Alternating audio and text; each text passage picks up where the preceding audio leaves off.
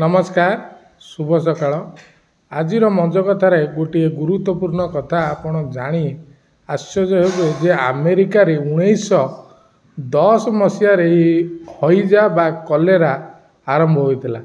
देखु से ही दिन ठारू अमेरिका एते सतर्कता अवलंबन करिकी तांकर पानीय जल ड्रेनेज व्यवस्था लगेगी एते शुद्ध करदेला जे आज पर्यंत से अमेरिका सिस्टम एते सुदृढ़ हो गला। आज पर्यंत अमेरिका रे हईजा बा कलेरा देखा जाऊ ना। किंतु देखंतु आम भारत रे जेतेबेले आमे विश्वगुरु हबार विश्व विजेता हबार स्वप्न देखुचे, जेतेबेले आमे सारा पृथ्वी रे वर्तमान सबुठु अधिका जनसंख्या विशिष्ट 143 कोटी विशिष्ट सर्वाधिक देश आम भारत।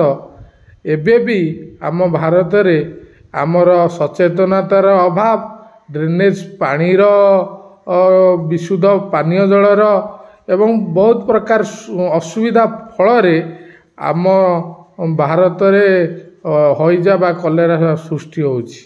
यार मुख्य कारण हेउछि भ्रष्ट राजनीति, नष्ट राजनेता, पिसिकिया सिस्टम एवं कौनसी दायित्वर कौनसी मंत्री कई उत्तर दायित्व नबाकू कई प्रस्तुत नुहंती।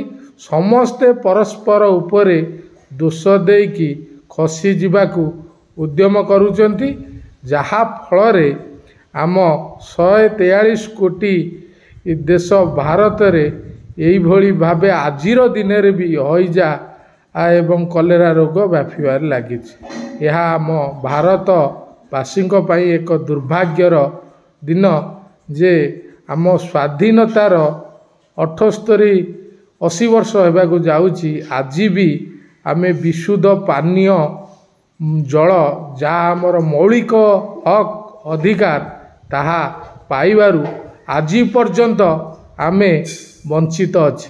एठारु बड़ दुर्भाग्यर कथा आ कौन है पारे।